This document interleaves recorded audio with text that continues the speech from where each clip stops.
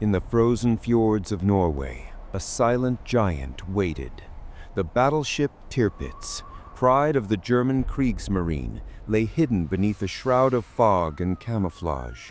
To the Allies, she was more than a ship. She was a phantom, a lurking monster capable of cutting Britain's Atlantic lifeline at any moment. But on one fateful night, that phantom was about to be hunted. The Royal Navy had watched her for months, tracking every move, every puff of smoke from her funnels. They knew that a single sortie by Tirpitz could shatter Arctic convoys carrying vital supplies to the Soviet front. So the Admiralty made a decision. If the beast cannot be trapped, she must be destroyed. And so began one of the most daring operations of the war. An ambush planned not on open seas, but in the icy stillness of Norway's fjords. The Germans had built Tirpitz to avenge the loss of the Bismarck. Heavily armored, bristling with 8 15-inch guns, she was a floating fortress. German admirals called her the Lonely Queen of the North. To them, she was untouchable. But to British intelligence, that arrogance was the opening they needed. In London, a secret team of planners and pilots prepared for an attack unlike any before. The plan: use small carrier-launched aircraft, ferry barracudas, to strike deep into enemy territory. Their target: a battleship weighing over 40,000 tons, protected by mountains, anti-aircraft guns, and thick smoke screens. The odds of success? Almost zero. But the pilots volunteered anyway. They knew that if Tirpitz ever sailed free, thousands of lives could be lost. April 3rd, 1944. Dawn broke over the North Sea.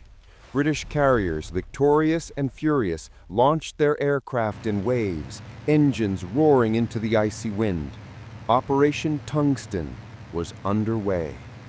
The pilots flew low over the waves, hugging radar shadows, their hearts pounding in their chests. Ahead lay Cauford and the sleeping giant. At 8:50 a.m., the calm shattered. The first bombs screamed down through the clouds. Explosions ripped across Tirpitz's deck as armor-piercing bombs tore into her hull. Fire erupted from her gun turrets. The battleship's crew scrambled, blinded by smoke and chaos. British planes dove again and again, each one braving the inferno to strike a second time. For 8 relentless minutes, the fjord became a cauldron of fire and steel. German Admiral Kumitz, standing nearby, could hardly believe the reports. Tirpitz hit multiple times, fires spreading, casualties heavy. The unthinkable had happened. The Royal Navy had reached her.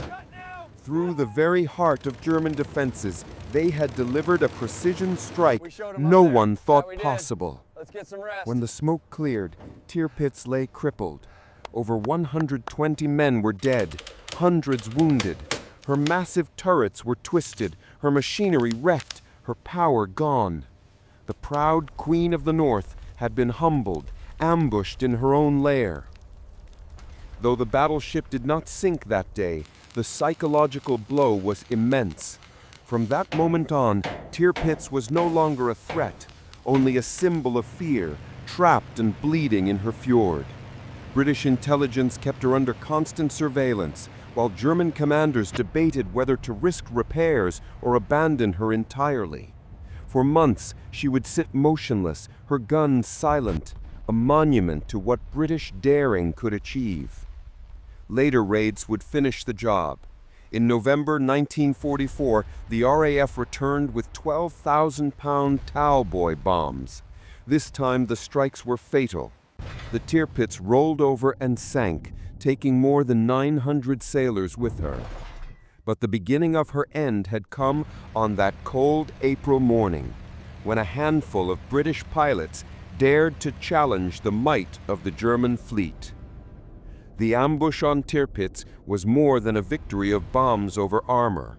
It was a triumph of will, of men who flew through Arctic storms and enemy fire to silence a threat that haunted nations.